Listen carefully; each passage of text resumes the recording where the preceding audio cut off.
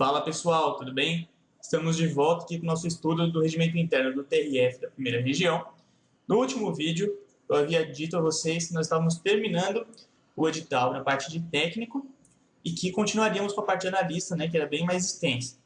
Bom, isso mudou, na verdade não é tão recente, nós tivemos aí uma retificação do edital, então agora o conteúdo de analista e de técnico quanto à matéria de regimento interno é a mesma.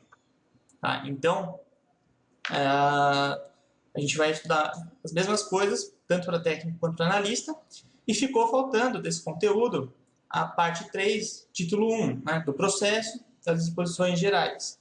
Tá?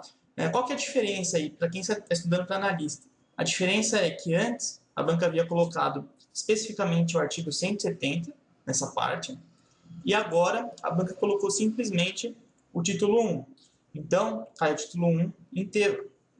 Tá? Então, você vai ter que estudar aí do artigo 162 ao artigo 207. Então, são 46 artigos para estudar. A matéria é longa, então nós não vamos conseguir fazer isso nesse vídeo. Precisaremos aí de pelo menos mais uns 2 vídeos para fechar toda a matéria. Bom, vamos lá. Artigo 162, registro e classificação dos feitos. Feitos, para quem não conhece aí o linguajar jurídico, feitos é o mesmo processo, procedimento, tá? Então, normalmente quando você escutar ou ler a palavra feito, está se referindo aos processos. As petições e os autos serão registrados no protocolo da Secretaria do Tribunal, no mesmo dia do recebimento, em protocolo descentralizado das seções e subseções judiciárias da primeira região, ou conforme disposto em ato do tribunal. Bom, até aí, esse artigo não diz assim, não é nada, não parece muito importante, mas ele fornece muitos elementos para a banca formular questões. Então, vamos ver aí um por um. A gente vê aqui, nós temos aí, as petições e os autos serão registrados no protocolo da Secretaria do Tribunal. Tá? Então, a banca pode tentar induzir o candidato a erro trocando o órgão, o setor que recebe, que registra o protocolo. Né? Então, aí no caso, é a Secretaria do Tribunal. Bom, e quando que isso é feito? Tá? No mesmo dia do recebimento. Então, no dia do recebimento da petição, no dia do recebimento dos autos, né? Que eles serão registrados. Bom, isso quer dizer o quê? Que a banca pode tentar fazer o candidato errar colocando aí um prazo, né, que em até 3 dias será feito o protocolo na secretaria, 5 dias, 10 dias será feito o registro, mas não, é feito no mesmo dia do recebimento. Bom, o protocolo é descentralizado. Por que ele é descentralizado e não centralizado, por exemplo? Porque, bom, vocês já sabem, né, que o TRF da primeira região é enorme, abrange aí muitos estados, Minas, Goiás, Bahia, enfim, vários outros. E não faria muito sentido, né, você ter que fazer o registro de cada processo, protocolar cada processo, numa central. Tá? Então, por isso, é feito de forma descentralizada. Cada seção judiciária tem o seu, cada subseção judiciária tem o seu. Bom, no parágrafo único, nós temos aí que o presidente do tribunal, mediante instrução normativa, disciplinará o sistema de registro e protocolo por meio eletrônico. Tá? Então, as normas sobre protocolo e registro por meio eletrônico são feitas pelo presidente do tribunal via instrução normativa. Tá? A banca também pode tentar brincar com o candidato, em vez de instrução normativa, colocar resolução, orientação, qualquer outro tipo de ato. E também, né, colocar outro órgão aí do tribunal, em vez do presidente, pode falar que isso é competência da corte especial ou do corregedor, mas não, é do presidente do tribunal. Bom, artigo 163. O registro far-se-á em numeração única, contínua e anual, observando-se para distribuição as classes definidas em ato normativo do tribunal. Bom, isso é bem tranquilo, bem intuitivo para quem já lidou com o processo, né? Vocês que vão fazer analista da área judiciária, com certeza já lidaram com o processo, seja no estágio, seja na vida profissional. Muitos de vocês também já conhecem a rotina aí do judiciário. Então, os processos têm ali uma numeração. Normalmente, alguns daqueles dígitos indicam a classe do processo, alguns dígitos indicam o ano em que o processo teve início, né? Então, o tribunal vai basicamente usar esse mesmo tipo de esquema. Então, o registro vai ter uma numeração única, contínua. Então, né, conforme os processos vão tendo início, aí, vão sendo ajuizados, as ações vão sendo ajuizadas, elas vão recebendo um número em ordem contínua. E anual, porque vai sempre ter ali o ano acompanhado, né? Observando para a distribuição as classes definidas em ato normativo do tribunal. Então, o tribunal vai definir para ato normativo as classes de cada processo, né? Como é que vai separar aí os tipos de cada um para facilitar o serviço no tribunal.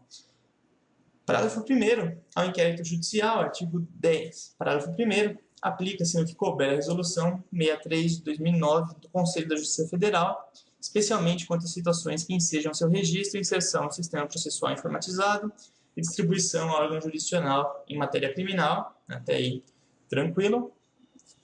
Parágrafo 2º, o presidente do tribunal resolverá as questões que forem suscitadas na classificação dos feitos e papéis.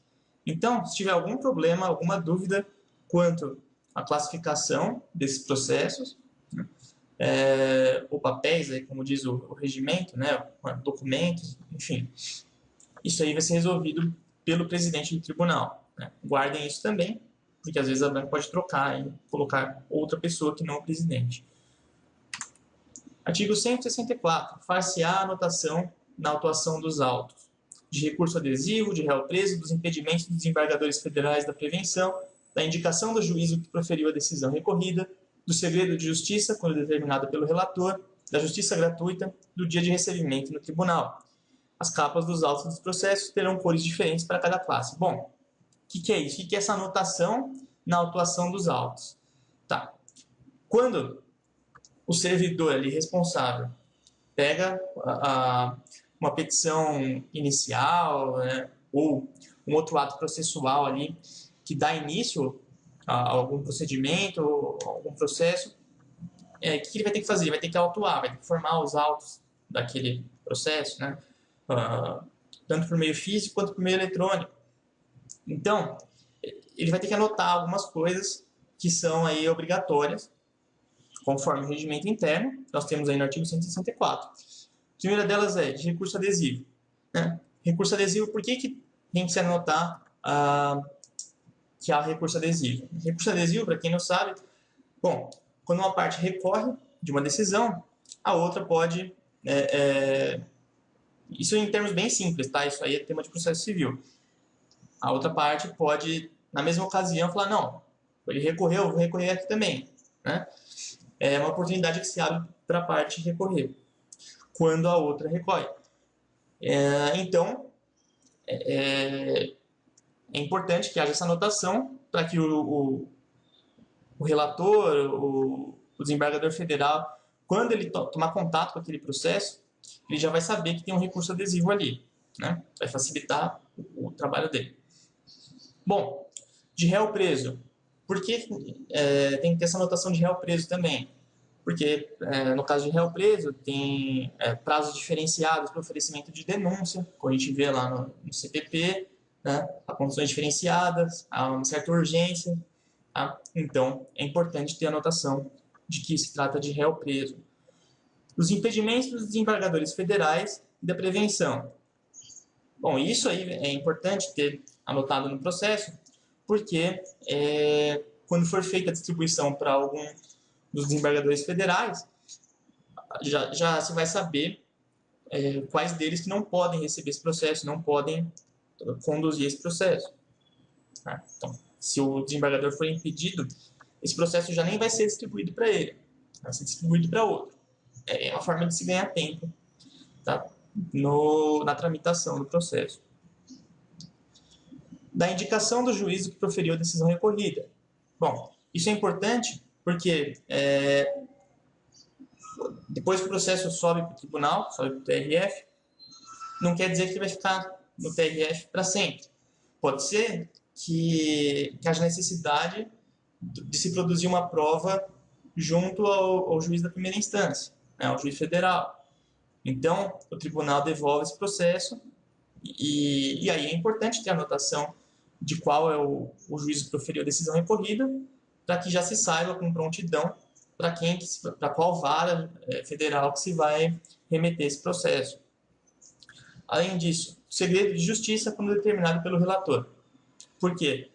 Porque o segredo de justiça, se o funcionário que for lidar com esse processo, se o desembargador for lidar com esse processo, né, não souber de cara que se trata de segredo de justiça, pode ser que ele mande publicar algo que não poderia ser publicado, né? Então pode expor alguma situação que o segredo de justiça visava proteger. Tá? Pode ser a intimidade da pessoa, né? Normalmente envolve intimidade, isso acontece em alguns crimes, em algumas ações de indenização, dano moral, enfim. Isso é algo importante, se preservar. A justiça gratuita, porque também tem que ter a justiça gratuita ali já anotada no processo. Porque quando não há justiça gratuita, ou seja, nos casos normais, a pessoa tem que, a parte, o interessado, para se manifestar nos autos, por exemplo, para recorrer, aí precisa do preparo, precisa pagar uma certa quantia para o Poder Judiciário, né? Ou precisa pagar uma taxa judiciária para ajuizar uma ação. Enfim, se houver anotação da justiça gratuita, o desembargador ele vai pegar o processo, ele já vai saber que não se exige daquela pessoa, né, o pagamento dessas taxas. Então, o que pode acontecer? Né? Se o desembargador não vê que a pessoa tem justiça gratuita, ele pode falar assim, pode anotar ali um prazo para a parte pagar a taxa judiciária ou preparo do recurso, sob pena de extinção do processo. Então, é importante já que a justiça gratuita esteja ali nos autos. E do dia de recebimento do tribunal, por quê? Porque isso aí vai facilitar o controle dos prazos, né? Principalmente os prazos internos aí do próprio tribunal. Então, para saber também a ordem cronológica em que os processos chegaram, né?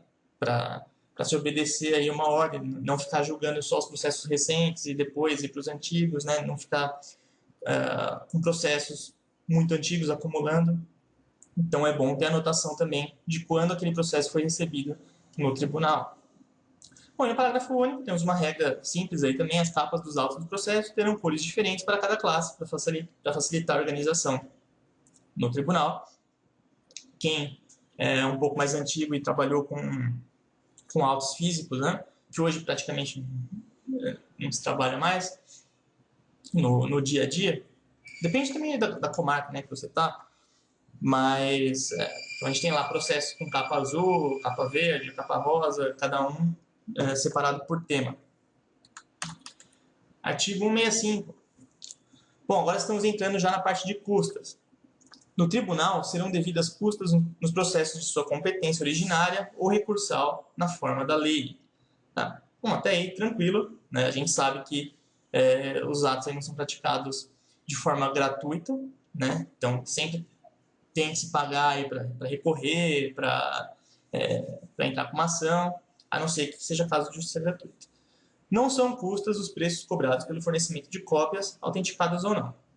Então, aí o regimento considera que isso não está incluído em custas, né? São outra categoria de despesa, preço cobrado por fornecimento de cópias. Parágrafo 2º. O pagamento dos preços será antecipado ou garantido com depósito, consoante tabela aprovada pelo presidente. Então, a pessoa tem que pagar isso aí de forma antecipada, né? Ou por depósito, como fala aí no dispositivo. Mas a ideia é que a pessoa paga ou se compromete a pagar antes, né? Então, ela não vai fazer um pagamento fiado para o Poder Judiciário, não. Tá? Então, primeiro ela paga a taxa judiciária, primeiro ela paga a despesa do oficial de justiça e depois que o ato é praticado. Artigo 166. Na interposição de recurso, o preparo quando exigido pela legislação pertinente, inclusive hipótese de remessa de retorno, será feito em conformidade com a legislação de custas da Justiça Federal. Bom, então, além de se obedecerem às regras comuns aí do Código de Processo Civil e tudo mais, vai se obedecer à legislação de custas da Justiça Federal, todas as normas da Justiça Federal que tratam sobre custas. Até aí, bem tranquilo o artigo. O preparo de recursos da competência do Superior Tribunal de Justiça e do Supremo Tribunal Federal será feito no prazo e na forma do disposto em seus regimentos internos e tabelas de custas. Então, é o seguinte aí, quando tiver um recurso especial, um recurso extraordinário, né, for para os tribunais superiores e o Superior Tribunal de Justiça e o Supremo Tribunal Federal, os prazos e os valores das custas, eles são estabelecidos pelos regimentos internos de cada um dos tribunais. Tá? Então, nisso o TRF não vai intervir. Né? Não tem interferência do TRF nisso. Se o recurso é para STJ, se o recurso é para STF, valem as custas determinadas pelo regimento interno deles. Distribuição, artigo 167. Os processos da competência do tribunal serão distribuídos por classe, tendo numeração única e contínua, segundo a apresentação dos feitos, observando-se o disposto no artigo 163. Bom, o artigo 167 está fazendo referência àquela regra lá do artigo 163, da numeração que é feita em ordem, né, contínua, para os processos. Fazendo-se a distribuição por meio eletrônico, além da numeração por classe, adotar-se-á numeração geral e contínua, que poderá ser a que recebeu o feito na instância inferior, desde que integrada no sistema informatizado. Então, quando a distribuição for feita por meio eletrônico, existe a possibilidade de se manter o número utilizado na instância inferior, ou seja, aqui no caso, na primeira instância, né? Aquele número que foi gerado na época do ajuizamento da ação perante uma vara federal, agora, subindo para o TRF, ele pode sim ser mantido, mas desde que essa numeração esteja integrada no sistema informatizado. Né? Bom, artigo 168. A distribuição de responsabilidade do presidente. A distribuição de responsabilidade do presidente far-se-á eletronicamente. Bom, então, a distribuição ela é de responsabilidade do presidente, como fala o artigo, né? E ela é feita por meio eletrônico. Far-se-á livre distribuição entre todos os desembargadores federais, inclusive os ausentes, licenciados ou afastados a qualquer outro título. Então é o seguinte, pessoal, como é que é a distribuição? Né? A distribuição é a repartição do trabalho entre os desembargadores federais no tribunal. Tá? Então, pense sempre nas regras, que elas são feitas de tal maneira que os desembargadores não tem uma distribuição equilibrada, né, dos processos, uma distribuição justa. Então, a distribuição é feita, aí, segundo o artigo 1º, inclusive entre os ausentes, licenciados ou afastados a qualquer outro título. Por que isso? Para que não se acumule processos distribuídos entre os desembargadores remanescentes, quando tiver, por exemplo, uns 3 desembargadores licenciados, outros 2 afastados, né? Para que eles não fiquem acumulando processo. Parágrafo 2º. Não será compensada a distribuição que deixar de ser feita ao vice-presidente quando substituir o presidente. Então, a gente tem uma regra que traz uma pequena exceção a esse raciocínio. Por quê? Que diz que não será compensada a distribuição quando o vice-presidente estiver substituindo o presidente. Ou seja, o vice-presidente, nesse caso, ele já está substituindo o presidente, então ele já está com as suas tarefas, já está acumulando as suas tarefas de presidente. Então, o regimento interno dá essa possibilidade de que não seja distribuído o processo para ele. Tá? E sem compensação, ou seja, ele não vai ter que compensar isso depois. Depois que ele voltar da substituição do presidente, ele não vai ter que compensar esses processos que não foram distribuídos para ele. Não. Tá? No parágrafo 3º, em caso de impedimento do relator, será feito um novo sorteio compensando sua distribuição.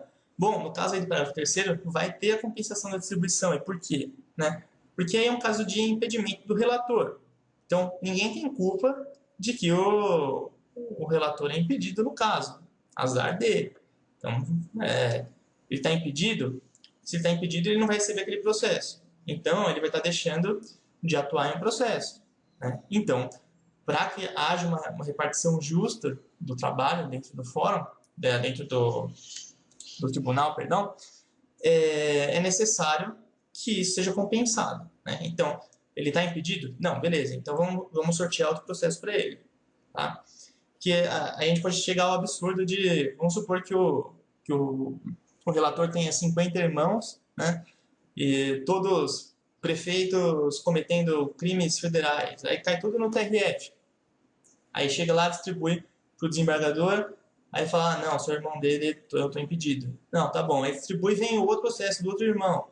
Aí vai passando. Tá? Então, a regra é feita para que isso seja compensado. Senão, o cara aí vai trabalhar menos que os outros. Esse é um exemplo bem, assim, bem esdrúxulo, né? Mas talvez vocês lembrem. Parágrafo 4º. Haverá também compensação quando o processo tiver de ser distribuído por prevenção a determinado desembargador federal. Bom, nesse caso do parágrafo 4º também vai haver a compensação. E por quê? Porque aí o desembargador está prevento para algum determinado processo, ele não tem culpa daquilo. Vamos supor que um determinado desembargador tenha decidido alguns processos, né? Por exemplo, ele decidiu lá um mandado de segurança, ele é prevento para a próxima ação sobre aquele mesmo tema, né? Para aquelas mesmas partes, aquela mesma causa de pedido e tudo mais. Esse processo vai ter que ser distribuído para ele, necessariamente, nos termos do regimento. Só que aí, se todo mundo, todas as partes dos casos que ele julgou resolverem ajuizar outras ações ou recorrerem de tal forma que ele tenha que julgar mais um feito, né? Então vai ser distribuído o dobro de processo para ele, ele vai ter trabalho mais, desproporcional. Então isso é compensado também. Tá? Pode ficar um pouco confuso no começo, mas eu fiz aqui uma tabelinha para ver se auxilia um pouco a compreensão de vocês. Então, resumindo, né? Nos casos de ausência, licença e afastamento, é feita a distribuição normal entre os embargadores federais e não é feita a compensação dessa distribuição. Quando o desembargador está substituindo o presidente, né, o vice-presidente está substituindo o presidente, também não é feita a compensação e não se distribui o processo para ele. Quando o relator está impedido, esse processo não vai poder ser distribuído para ele e vai ser compensada a distribuição, ou seja, vai ser distribuído outro processo para ele, só para equilibrar a distribuição dos feitos, né, entre os embargadores. E quando houver prevenção, né, o juiz estiver prevento para o julgamento de alguma causa, também vai haver a compensação.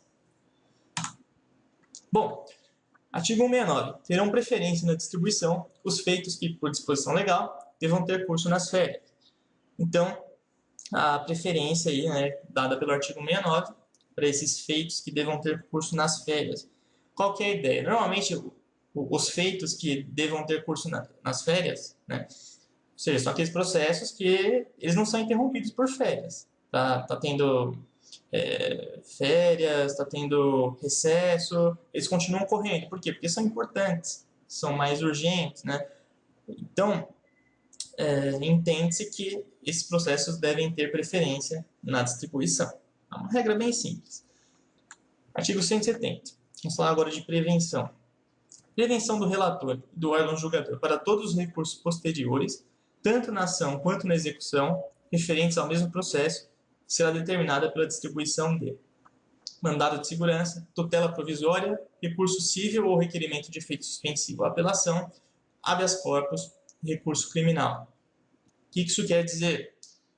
Isso quer dizer que sempre que houver a distribuição de um desses feitos, né, dos incisos de 1 a 5, isso quer dizer que vai haver prevenção do relator, para os próximos recursos. Tá? Então, se o relator, se foi distribuído para ele um mandado de segurança, se a gente tiver uma causa similar, né, com as mesmas partes, com o mesmo assunto aí, ela vai de novo para esse relator, né? É a mesma causa, vai para ele. Por quê? Porque se não houvesse isso, se não houvesse prevenção, a gente poderia chegar a uma situação absurda de as partes, né, por meio dos seus advogados, irem tentando aí sucessivamente cair com um relator que que tem uma maior afinidade com o direito pretendido ali. Então, por exemplo, eu sei que se cair na terceira turma, eu vou ganhar, né? Aí meu processo cai na quarta turma. Então eu vou lá e entro de novo com o processo, ou entro com outro. Então a ideia é que sempre fique com o mesmo relator. Então é necessário decorar esses 5 incisos, porque parece que a banca deu um certo destaque para eles no edital, pelo menos na primeira publicação do edital, né, sem a retificação, a ênfase foi dada nesse artigo, nos seus incisos. Bom, se o relator deixar o tribunal ou transferir-se de sessão, a prevenção continuará do órgão julgador. Então, se o relator deixou o tribunal, ou se ele saiu daquela sessão, foi para outra sessão, o órgão julgador é que vai continuar prevento para o processo. Então, se o relator mudou de sessão, o processo não vai junto com ele. Fica no órgão julgador. Então, tem lá o relator. Na terceira sessão, ele vai para a primeira, o processo continua na terceira sessão. Parágrafo 2º. O diretor da divisão de autuação e distribuição processual é o responsável direto pela verificação de prevenção para proceder à distribuição. Então, é esse aí o responsável pela verificação da prevenção. É a divisão de autuação e distribuição processual. A gente não vai falar muito dele aqui, né? Ele não aparece em outros dispositivos que nós estamos estudando. Né? Então, gravem bem, porque essa aí é a aparição dele no nosso estudo. Parágrafo 3º. O relator, verificando a possibilidade de outro desembargador federal estar prevento, a este encaminhará os autos para o devido exame. Aceitando a prevenção, ordenará a distribuição. Não aceitando, determinará o retorno dos autos ao relator, que, mantendo seu entendimento, suscitará o conflito de competência. Tá, devagar. O que é isso aí?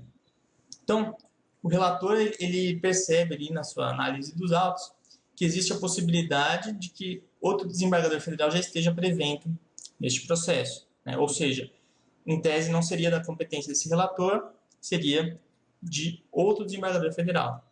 Então, o que acontece? Primeiro, se ele acha que é outro desembargador prevento, ele vai encaminhar os autos para esse tal desembargador. Esse desembargador vai examinar os autos. Aí ele pode tanto aceitar a prevenção, como não aceitar.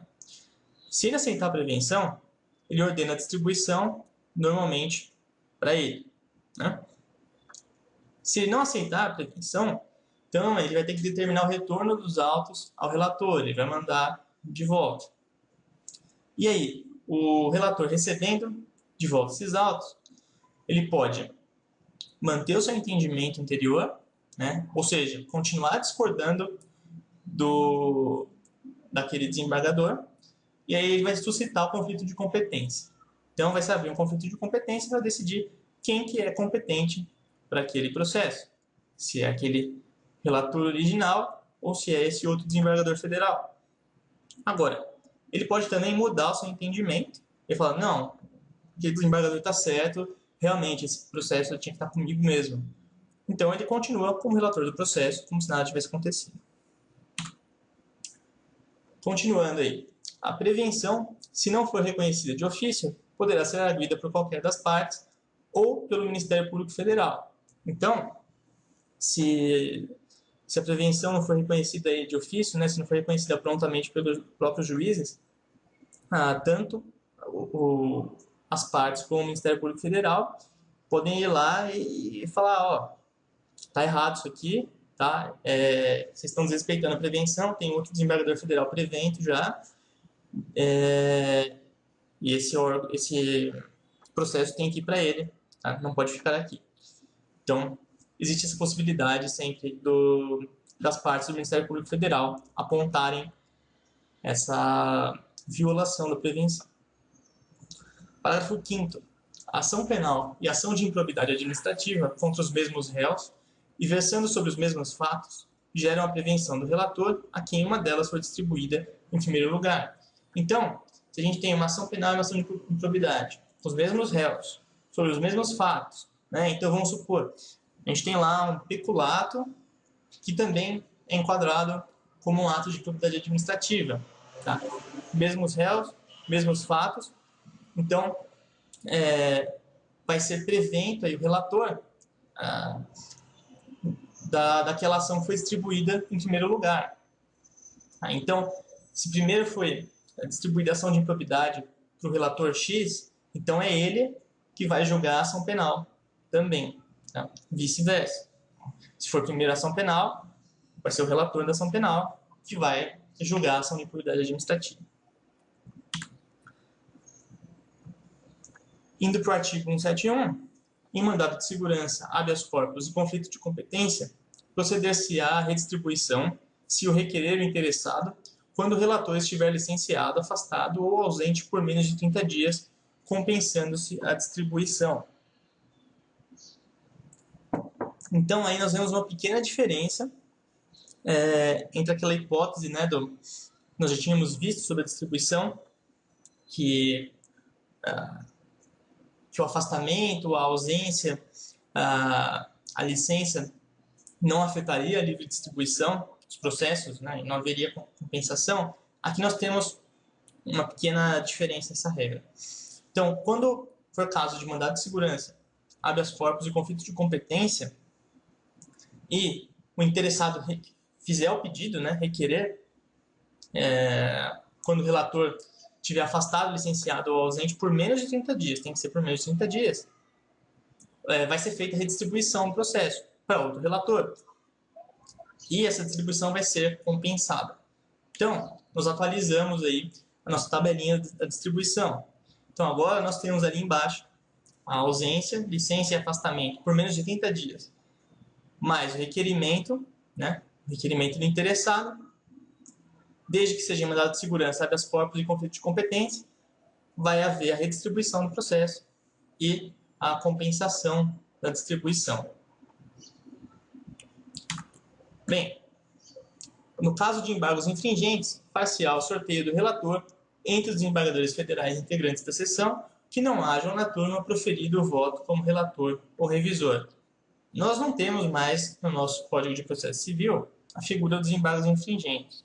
Nós temos, contudo, aquela técnica do julgamento ampliado, técnica do julgamento colegiado, que nós já tivemos a oportunidade de falar no vídeo passado,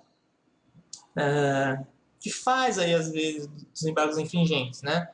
Que ocorre aí quando há uma divergência no julgamento, né? Um 2-1.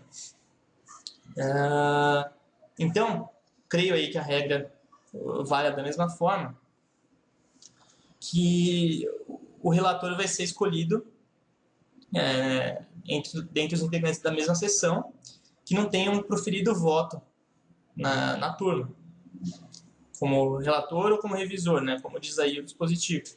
Tá? Isso também vai se aplicar na ação rescisória e na revisão criminal. Por quê? Porque o parágrafo 3º faz essa remissão aqui, na distribuição de ação rescisória e de revisão criminal, será observado o critério estabelecido no parágrafo 1º. Então, nesses três casos aqui, embargos infringentes, ação rescisória e revisão criminal, será sorteado um relator que não tenha proferido voto como relator ou revisor na turma ainda, tá? Dentre desembargadores federais da mesma sessão. No parágrafo 2º, nós temos aí, se forem interpostos embargos de divergência contra a decisão de turma a serem julgados pela sessão competente, a escolha do relator far-se-á por sorteio entre os desembargadores federais de outra turma da mesma sessão. Tá?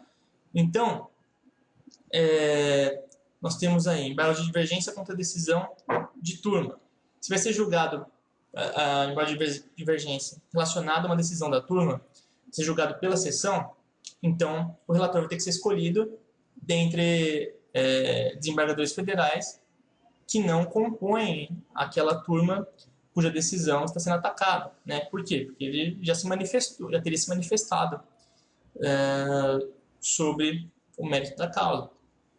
Então, é importante que se tenha aí um relator da mesma sessão, porém de outra turma. Agora nós vamos já para as questões. Questão 51. As petições e os autos serão registrados no protocolo da Secretaria do Tribunal em até 3 dias contados do recebimento, em protocolo descentralizado das seções e subseções judiciárias da primeira região, ou conforme disposto em ato do tribunal. Essa questão aí já está errada logo de cara. Por quê? Porque as petições e os autos serão registrados no protocolo da Secretaria do Tribunal não em até 3 dias contados do recebimento, né, mas no mesmo dia do recebimento, como eu fiz questão de ressaltar logo aí no início do vídeo. Portanto, o item errado. Vamos para a questão 52.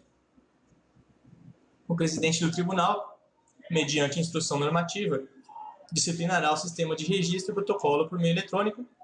Perfeito, né? Nós temos aí no regimento, o presidente do tribunal vai disciplinar o sistema de registro e protocolo por meio eletrônico, por meio de instrução normativa.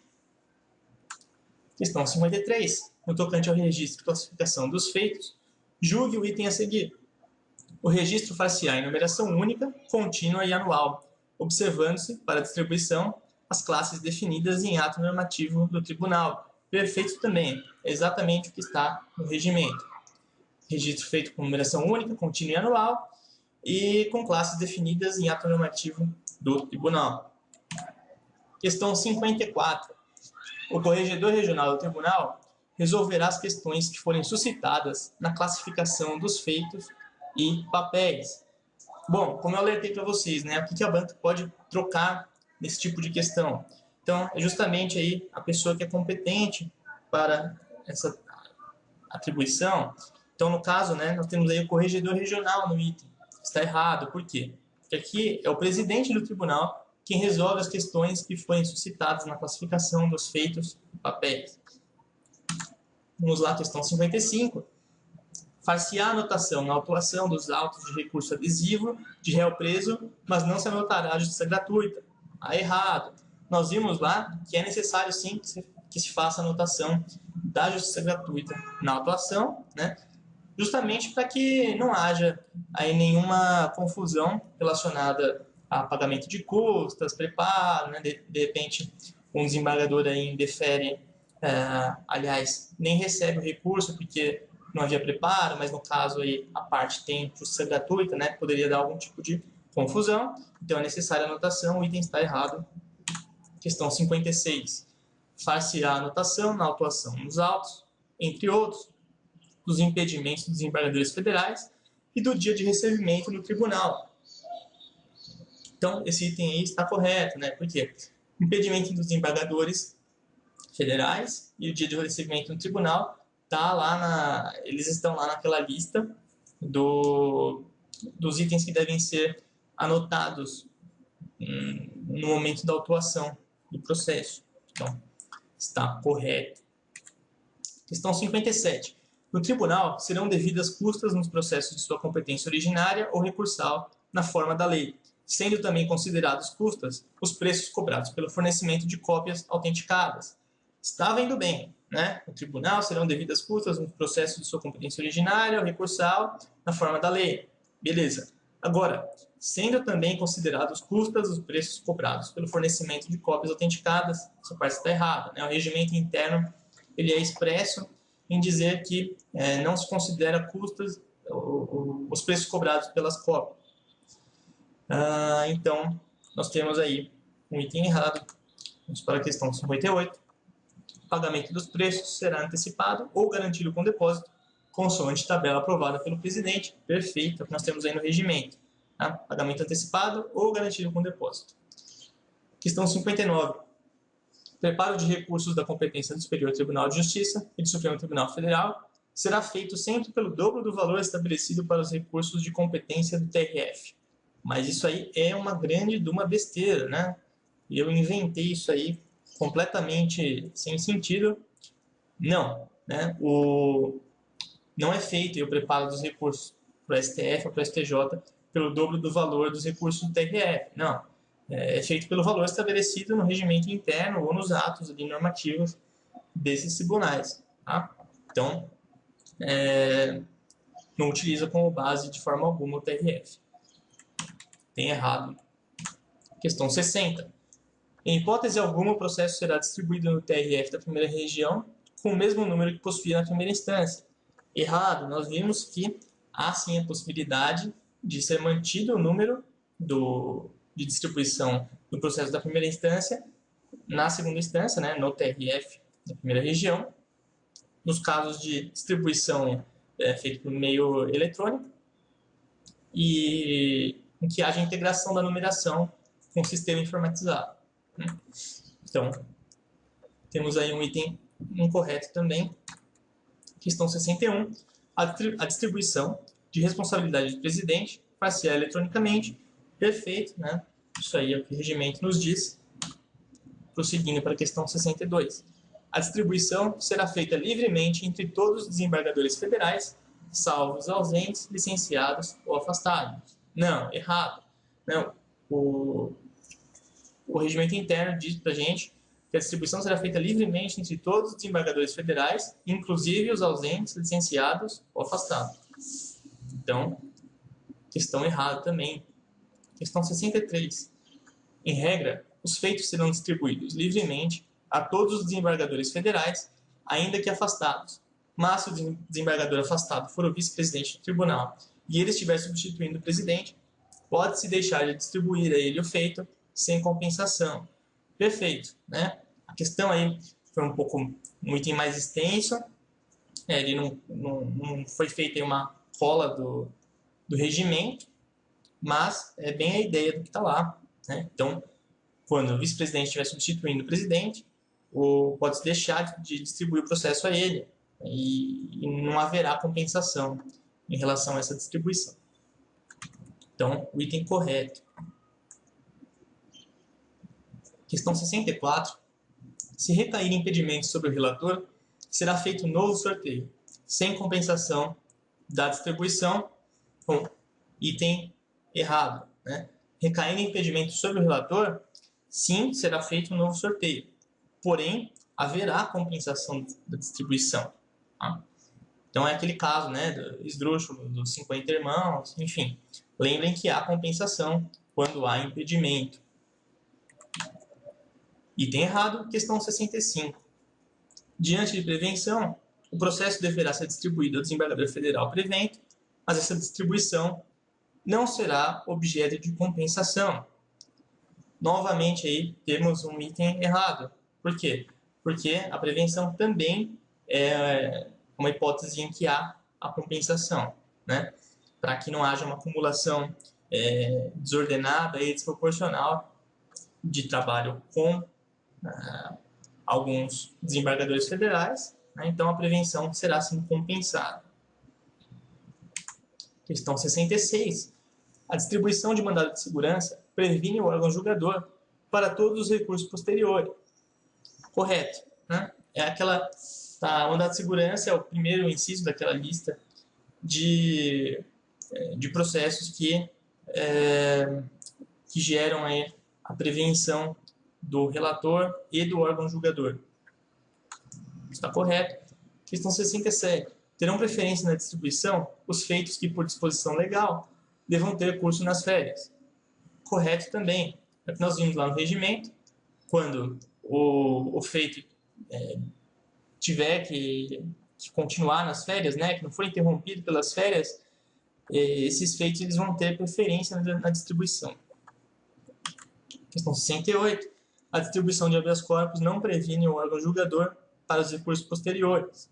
Errado, né? O habeas corpus está lá naquela lista também, juntamente com o mandado de segurança, né? Nós temos lá naquela lista o mandado de segurança, temos o habeas corpus, temos o recurso cível e o pedido de efeito suspensivo na apelação, temos recurso criminal, tá? E então, nesses casos aí, haverá sim a prevenção do órgão julgador e do relator para os recursos posteriores. Questão 69. Se o relator mudar de sessão, esta não estará mais preventa para o julgamento do feito. Errado também, porque nós vimos que o fato do relator mudar de sessão não altera a prevenção do feito para aquele órgão julgador, né? O relator vai, mas o processo fica com a sessão. Então, mais um item errado. Vamos para a questão 70. O diretor da divisão de autuação e distribuição processual é o responsável direto pela verificação de prevenção para proceder à distribuição. Correto, exatamente o que temos lá no regimento interno. Esse tal do diretor da divisão de autuação e distribuição processual é quem fica responsável pela verificação da prevenção. Ele vai controlar isso, né? Vai verificar se há prevenção para facilitar a distribuição dos processos no tribunal. Então, incorreto. Questão 71. O relator, verificando a possibilidade de outro desembargador federal estar prevento, a este encaminhará os autos para o devido exame. Ainda que não aceite a prevenção, o desembargador federal não poderá ordenar o retorno dos autos ao relator, devendo, se for o caso, remetê-los ao presidente da respectiva sessão. Bom, o item começa corretamente, né? O relator, verificando a possibilidade de outro desembargador federal estar prevento, a este encaminhará os autos para o devido exame. Até aí, tudo correto. Agora, ainda que não aceite a prevenção, o desembargador federal não poderá ordenar o retorno dos autos ao relator. Errado. Nós vimos que, se ele não aceitar a prevenção, ele vai ter que ordenar a devolução dos autos ao relator. E também não tem nada disso aqui, de, se for o caso, remetê-los ao presidente da respectiva sessão. Não vai remeter ao presidente da sessão de modo algum. Tá? Só naquele caso, né, de manutenção da discordância que é suscitado o conflito de competência. Tá? Mas não vai se mandar o processo para o presidente da sessão. Então, o item está errado. Questão 72. A prevenção, se não for reconhecida de ofício, poderá ser arguida por qualquer das partes ou pelo Ministério Público Federal. Esse item está correto, né? Exatamente o que está no regimento. Então, se o desembargador não perceber ali, não declarar que há a prevenção, né, isso passa batido por ele, tanto qualquer das partes ou o Ministério Público Federal, eles podem arguir essa prevenção, né, suscitar essa prevenção para que seja redistribuído o feito para o relator corretamente. Então, o item está correto. Questão 73. A ação penal e a ação de improbidade administrativa, versando sobre os mesmos fatos, ainda que com réus diferentes, geram a prevenção do relator a quem uma delas foi distribuída em primeiro lugar. Aí o item está errado. Por quê?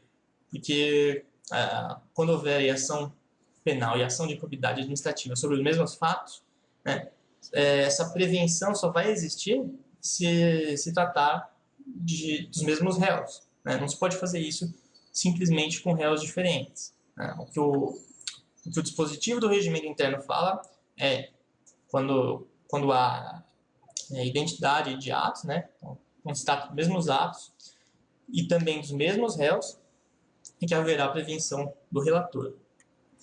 Então, o item é incorreto. Se o relator estiver licenciado por menos de 30 dias e o interessado assim o requerer, o conflito de competência será redistribuído, que será devidamente compensado. Aí eu digitei errado, né? Será compensado. Bom,